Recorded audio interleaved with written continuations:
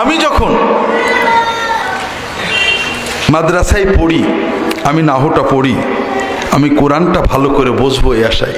আমি যা পড়ি আমি একটু ভালো আলেম হব, নবীর হাদিসটা ভালো করে পড়ব।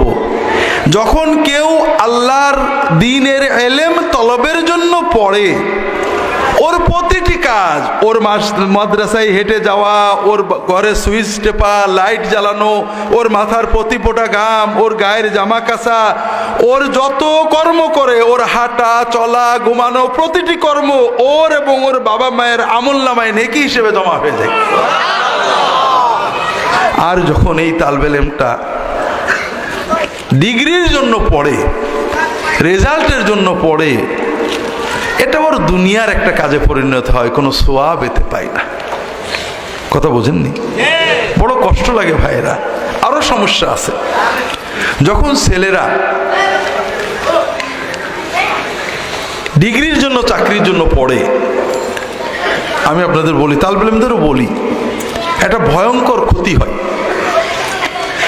আল্লাহর ওহীর ইলমের প্রতি ঘৃণা আসে। কেমন? যখন স্যার আরবি পড়ায়, কোরআন পড়ায়, তাজবিদ পড়ায়, স্যার এগুলো পরীক্ষা এত লাগবে না, এগুলো পড়ায়েন না, ওইটা পড়ান, এরকম আছে নাকি? হুজুর আপনাদের মাদ্রাসায় আছে? আমার বিশ্ববিদ্যালয়ে আছে। স্যার উলুমুল কোরআন তো বিসিএসে লাগে না, স্যার এই যে উলুমুল হাদিস এটা সহজ করে দেন, আমরা কোনো রকম পাশ করে যাই। কথা বোঝেন না? এটা কি? এটা হলো আল্লাহর কোরআন, নবীর সুন্নাতের ইলমের প্রতি ঘৃণা। আল্লাহ সব বরকত তুলে নেন। আমাদের ফিকহ বিভাগ, আমি ফিকহ বিভাগটা প্রতিষ্ঠা করছিলাম বিশ্ববিদ্যালয়ে। একবার রাজশাহী বিশ্ববিদ্যালয়ের একজন প্রফেসর, লয়ের, উনি আসছেন, কথা বলছি আমরা। উনি বলছেন যে লয়ের ছেলেরা বরং ফিকহার ছেলেদের চেয়ে অনেক চটপট, অনেক ভালো। আমি বললাম এটা তো হবে, লয়ের ছেলেরা কোরআন সুন্নাহকে ঘৃণা করে না, ও কোরআন পেলে নিয়ে চুমু খায়, কোরআনের মহব্বত করে। আর ফিকহার ছেলেদের যখন উলুমুল কোরআন পড়ায়, কোরআন পড়ায়, ওরা যে কি বিরক্ত হয়, স্যার এগুলো আমরা যখন বার কাউন্সিল লাইসেন্স নেবে এগুলো কিচ্ছু লাগবে না স্যার, এগুলো একটু অল্প করে আমাদের এই আধুনিক আইন বেশি করে পড়ান। তাহলে ওর অন্তরের ভিতরে কোরআনের ঘৃণা আছে, সুন্নাতের ইলমের প্রতি ঘৃণা জন্ম হয়েছে। আর এজন্যই যে তালেবে ইলম আল্লাহর ওহীর ইলমের ইজ্জত করে না, ওর দুনিয়ার কষ্ট অন্যদের চেয়ে বেশি হয়। তৃতীয়, যখন তালেবে ইলম চাকরির জন্য পড়ে, ও চালাক, সেইগুলোই পড়ে যেগুলো চাকরিতে লাগে। কথা বুঝছেন না?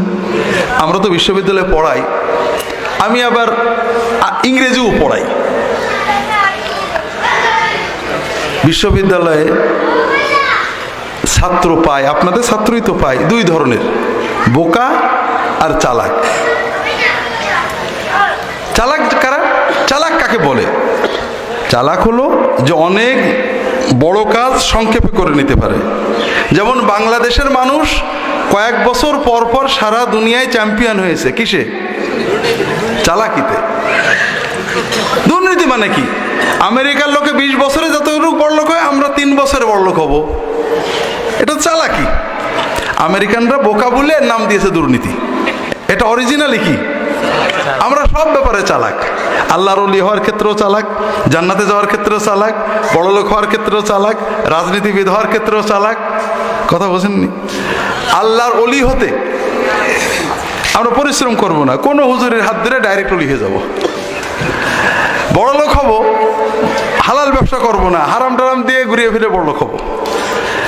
ঠিক আমাদের যারা চালাক ছাত্র, ওরা বাছাই করে পড়ে, যেগুলো বেশি লাগবে নোট করে। এই জন্য নাহু ভালো পড়ে না, আরবি সাহিত্য বেশি করে পড়ে না, কুদুরি ভালো করে পড়ে না, শুধু নোট করে। আছে না নেই? চালাক। কোরআন শরীফ ভালো করে পড়ে না, বিশ্বাস করেন আমরা যে ছেলে পাই, এর 12 আনা সহি কোরআন পড়তেই পারে না, আপনাদেরই ছেলে সব। কারণ এই কোরআন তো লাগবে না। আমাদের ঝিনাইদহে এক ডিসি আসলেন। ডিসি এমনি নামাজি মানুষ, এবং কারি সাহেবদের কাছে থেকে কিছু কোরআন শিখেছেন, মোটামুটি সহি কোরআন পড়ার চেষ্টা করেন। আলেমদের খুব ইজ্জত করতেন। তো বলছেন আমার কাছে একদিন যে ভাই একটা নিয়োগ বোর্ডে গেলাম, প্রাইমারি না কোন এসে নিয়োগ বোর্ডে গেলাম। তো ওখানে নিয়োগে একটা টাইটেল পাস ছেলে আসছে, সার্টিফিকেটে টাইটেল পাস। তো উনি আবার ভিতরে আলেমদের খুব ইজ্জত করে। তো উনি বলছেন যে আমি চিন্তা করলাম মাদ্রাসার ছেলে দেখে ওর চাকরিটা দিয়ে দেওয়া যায় কিনা, একটা সহজ প্রশ্ন করব। উনি বোর্ডে আছেন, আরও আছে। তে আমি বললাম যে তুমি একটা প্রশ্ন করে সূরা ইন্না আতাইনার মানে বলো। তো মানে বলতে পারলো না, কারণ ও তো জানে এটা কখনো লাগে না, ও তো চালাক। কথা বোঝেন? এখন ডিসি সাহেব কিছু বিব্রত হয়েছে, ওই ছেলেটাকে চাকরি দেবেন বলে উনি একটা সহজ প্রশ্ন করেছেন, পারেনি। পাশে তো আরো লোক আছে, তারাও তো এরকম সরকারি বড় অফিসার। তখন বলে ঠিক আছে তুমি ওটা তিলাওয়াত করো, সূরা কাউসারটা তিলাওয়াত করো। তো তিলাওয়াত করেছে।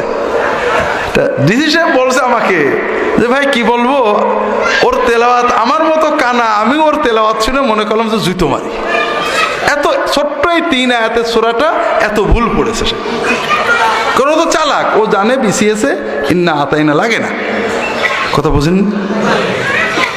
এখন ও ইন্টারভিউ বোর্ড থেকে বেরিয়ে বলবে ডিসি সাহেব ইসলাম বিরোধী, আমাকে ফেল করানোর জন্য বাজে প্রশ্ন করেছে। কথা বুঝেননি? তাহলে চালাকদের পরিণতি ওই জায়গা।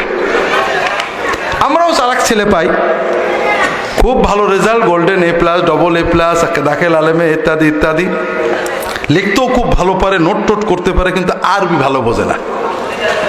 আমাদের বিশ্ববিদ্যালয়ের লেকচার আরবিতে হয়, টুকটাক যা হয়, পরীক্ষার খাতে আরবিতে লিখতে হয়।